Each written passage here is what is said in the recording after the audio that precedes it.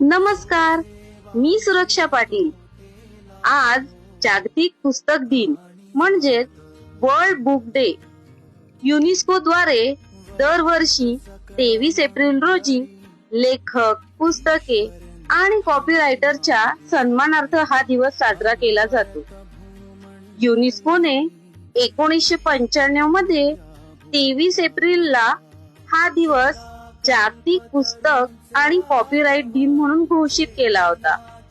याच दिवशी William Shakespeare आणि मिगेल दे सर्वांतेस यांसारख्या महान साहित्यिकांची जन्मस्मृती जोडलेली आहे।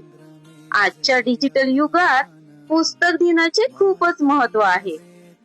पुस्तक वाचनामुळे नवनवीन माहिती मिळते व बौद्धिक विकास होतो। पुस्तक वाचल्याने ताणतणाव कमी होऊन मन प्रसन्न राहते। वाचनामुळे लक्ष केंद्रित करण्याची क्षमताही वाढते, विचारसरणी विस्तृत होते आणि दृष्टिकोन व्यापक होतो।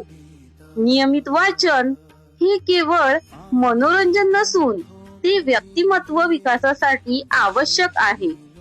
वाचाल तर वाचाल हे आपण नेहमीच ऐकले आहे। थोडक्यात काय, पुस्तकांसारखा दुसरा चांगला मित्र नाही। वाचन हे ज्ञान, आनंद आणि नवीन अनुभव देणारे उत्तम साधन आहे, जे माणसांची दृष्टी व्यापक करते। चला तर मग आजच्या जागतिक पुस्तक दिनानिमित्त जास्तीत जास्त पुस्तकं वाचायचा संकल्प करूयात। धन्यवाद।